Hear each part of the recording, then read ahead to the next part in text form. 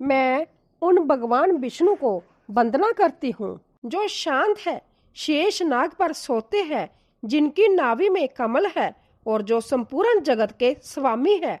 वह माता लक्ष्मी के पति है, कमल के समान नेत्रों वाले है और जोगियों द्वारा ध्यान में प्राप्त किए जाते हैं। वह संसार के सभी व्ययों को दूर करने वाले हैं। ओम नमो भगवते वासुदेवाय। आप सभी श्रोताओं को अधिक मास की हार्दिक शुभकामनाएं। अधिक मास ही वह समय होता है जिसमें धार्मिक कार्यों के साथ ही चिंतन, मनन, ध्यान, योग आदि के माध्यम से व्यक्ति अपने शरीर में समाहित इन 5 महाभूतों का संतुलन स्थापित करने का प्रयास करता है। इसीलिए अधिक मास के दौरान किए गए कार्यों से व्यक्ति हर 3 वर्ष में परम निर्मलता को प्राप्त करके नई ऊर्जा से भर जाता है। अधिक मास को मलमास भी कहा जाता है। अधिक मास में मंगल कार्यों की अपेक्षा विशेष व्रत एवं पुण्य कार्य क्रियाएं की जाती है। इसीलिए इसे पुरुषोत्तम मास भी कहा जाता है। इस मास में भगवान विष्णु के पूजन का विशेष महत्व है, क्योंकि वह इस मास के स्वामी है। भगवान विष्णु का निवास पीपल के पेड़ में माना जाता है। अधिक मास में नियमित रूप से पीपल के वृक्ष के नीचे दीपक जलाना श्रेष्ठ माना गया है। गाय के दूध से अभिषेक भी करना चाहिए तथा पेड़ में प्रतिदिन जल का भी सिंचन करना चाहिए। अधिक मास धार्मिक तथा आध्यात्मिक उन्नति तथा शरीर और मानसिक विकास करने वाला श्रेष्ठ समय होता है। आज अधिक मास प्रारंभ हो गया है। इस महीने के महात्म्य की कथा प्रतिदिन नियम पूर्वक आप हमारे चैनल पर श्रवण करेंगे और इसी के साथ अंत में गीता पाठ का भी श्रवण करेंगे, क्योंकि अधिक मास में इसका श्रवण करने से अनंत गुना फल की प्राप्ति होती है। आइए अब प्रारंभ करते हैं श्री पुरुषोत्तम मास महात्म्य अध्याय 1। इस अध्याय में सूत जी द्वारा मुनियों से तीर्थों का वर्णन, श्री सुखदेव जी के आगमन का वर्णन तथा नारद मुनि द्वारा भगवान नारायण से परोपकार हेतु प्रेषण करने का वर्णन है। कल्प वृक्ष के समान फलदाता, वृंदावन में विनोद विहार करने वाले, अनेक कलाओं के स्वामी श्री पुरुषोत्तम की मैं वंदना करती हूँ। यह कथा कहने हेतु नैमिषारण्य में देवल, असित, जैमिनी, सुमंत, पिपलाद, सुमिति, कश्यप, पर्वत, अंगिरा, वामदेव, अगस्त्य, पांडव, कत्यायन, कपिल, गौतम, कौशिक, ऋतु, अत्रि आदि ब्राह्मण ऋषि तथा वेद पाठी मुनि अपने अपने शिष्यों सहित लोक कल्याण के विचार से एकत्रित हुए। तीर्थाटन करते हुए उसी समय सूत जी महाराज जी भी वहां पहुंचे। उन ऋषि मुनियों ने श्री सूत जी को देखा तो सभी एक साथ आदर भाव से उठकर खड़े हो गए। उन्होंने हाथ जोड़कर कहा, हे सूत जी महाराज, आप चिर आजू हो। आपके लिए यह मनोहर आसन है, कृपया इस पर विराजमान हो। इतना कहकर वह सभी ऋषि मुनि बैठ गए। सूत जी के सुख पूर्वक विराजमान होने पर ऋषि मुनियों ने उनसे कहा, हे सूत जी महाराज, आपने जिस कथा को सर्वश्रेष्ठ स्वरूप विचार कर रखा है, जो भवसागर से पार लगाने वाली है, ऐसी कथा हमें सुनाने की कृपा करे। ऋषि मुनियों के ऐसे विनीत भाव से कहे गए वचनों को सुनकर सूत जी करवद होकर आदर पूर्वक कहने लगे, हे मुनिगण, मैं आपको ऐसी कथा अवश्य सुनाऊंगा। मैं सभी पुण्य तीर्थों का भ्रमण करता हुआ गुरजांगल देश से होता हुआ गंगा तट पर आया। हे ऋषिजन, मैं वहां अपने मन की शंकाओं के समाधान हेतु गया था। वहीं मुझे भगवान के समान तेज युक्त प्रतापी महामुनि श्री सुखदेव जी के दर्शन का लाभ प्राप्त हुआ। महामुनि श्री सुखदेव जी को जब अन्य ऋषियों ने दूर से देखा तो सबके सब एक साथ हाथ जोड़कर खड़े हो गए। उन मुनियों ने श्री सुखदेव जी को अपने बनाए हुए कमल कर्णिका पत्थर के समान उच्च आसन पर विराजमान किया। सूत जी बोले, राजा परीक्षित ने श्री सुखदेव जी से पवित्र श्रीमद् भागवत की मोक्ष प्रदान करने वाली परम सुंदर कथा का श्रवण किया और मुक्ति प्राप्त कर ली। उसी कथा का श्रवण करके मैं जहाँ आप लोगों के निकट आया हूँ। यह सुनकर ऋषि बोले, सभी कथाओं को छोड़कर हमें वेद व्यास जी के मुख से कही हुई पवित्र कथा ही सुनाने की कृपा करें। सूत जी बोले, हे ऋषियों, मैं आपको श्री व्यास जी से सुनी हुई वही कथा सुनाता हूँ। एक समय श्री नारद जी भगवान नारायण के निवास स्थान पर जा पहुंचे। नारद जी ने भगवान नारायण को साष्टांग दंडवत प्रणाम कर देवों के देव नारायण की हाथ जोड़कर स्तुति की और कहा, हे प्रभु, आप सत्यावर्ती है, आप सत्य स्वरूप है। सत्य से उत्पन्न हुए कुटुंब और मोह में फंसे रहने वाले प्राणियों के हित के लिए मुझे कोई ऐसा उपाय बताइए जिससे मेरा और उन आसक्त प्राणियों का उपकार हो सके। मैं आपके श्रीमुख से श्रवण करने की इच्छा से ब्रह्मा लोक से जहाँ आया हूँ। नारद मुनि के वचनों को सुनकर ऋषिपति भगवान मुस्कुराए और संसार को पावन करने वाली पुण्य कथा कहना प्रारंभ किया। भगवान नारायण बोले, हे नारद, वृंदावन बिहारी श्री कृष्ण की पुण्य कथा सुनो। मैं तुम्हें भगवान पुरुषोत्तम का अंतत अवैधुत महात्म्य सुनाता हूँ।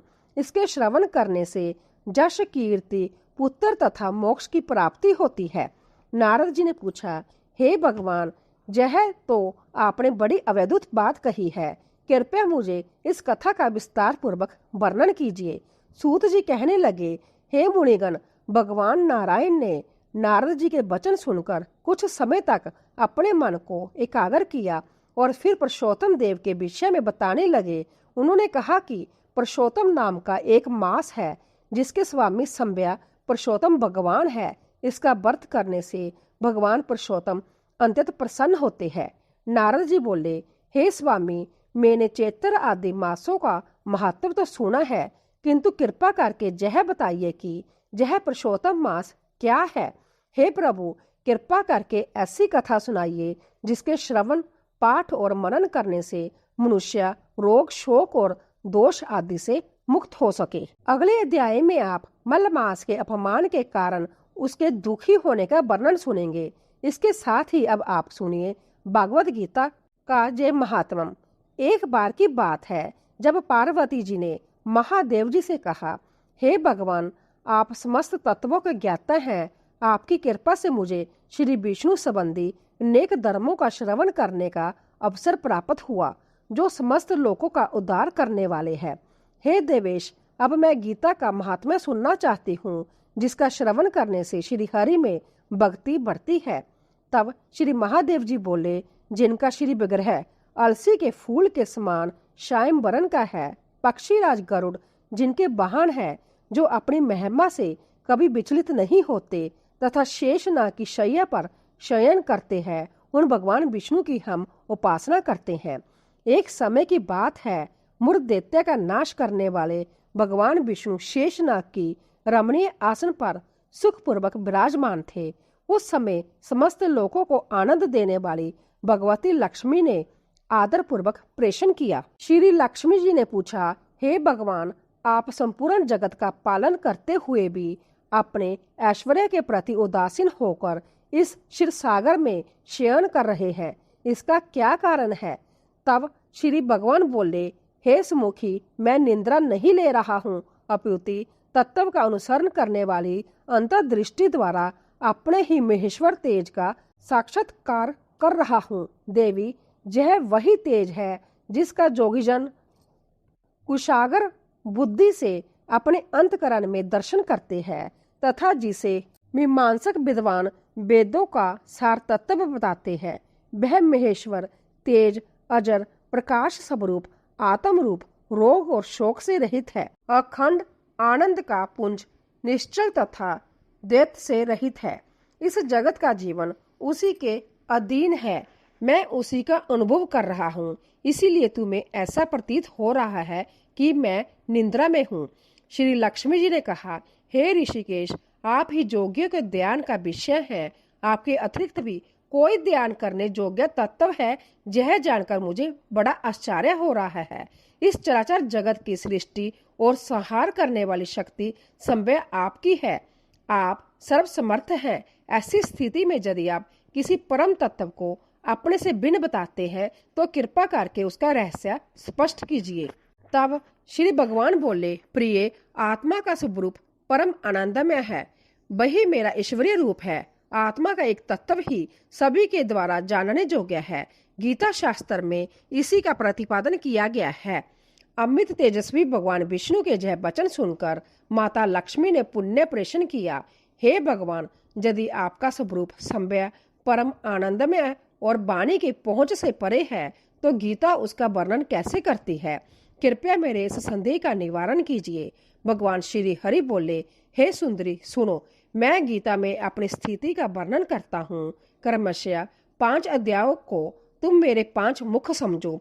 एक अध्याय को उदर और 2 अध्यायों को दोनों चरण कमल जानो। इस प्रकार यह 18 अध्याय वाली गीता मेरी वाम अंगमयी ईश्वरीय मूर्ति है। यह ज्ञान रूपी मंत्र महान पापों का नाश करने वाला है।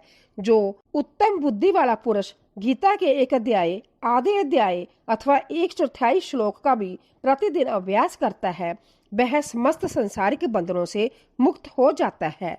श्री लक्ष्मी ने पूछा, देव सुशर्मा कौन थे? वह किस जाति के थे और किस कारण उसकी मुक्ति हुई? तब भगवान श्री हरि बोले, प्रिय, सुशर्मा अंततः दुष्ट बुद्धि का मनुष्य था। पापियों में भी वह श्रोमणी था। उसका जन्म वैदिक ज्ञान से रहित तथा कुसंगति कर्म करने वाले ब्राह्मण कुल में हुआ था। वह न ध्यान करता था, न जप, न हवन और न ही अतिथियों का सत्कार। वह विषय भोगों में ही आसक्त रहता था। जुआ खेलकर और पेट पालने के लिए अनुचित कार्य करके जीविका चलाता था। उसे मदिरापान का व्यसन था और वह मांस भी खाता था। इस प्रकार उसने अपना जीवन व्यतीत किया। एक दिन सर्प के डसने से उसकी मृत्यु हो गई और अगले जन्म में वह बैल बना। एक पंगु व्यक्ति उसे खरीदकर भारी बोझ ढुलवाने लगा। एक दिन वह बैल गिर पड़ा। वहां उपस्थित लोगों ने उसके लिए अपना पुण्य दान किया। एक वेश्या ने भी कुछ पुण्य दान किया। उस पुण्य के प्रभाव से उसे अगले जन्म में ब्राह्मण कुल प्राप्त हुआ।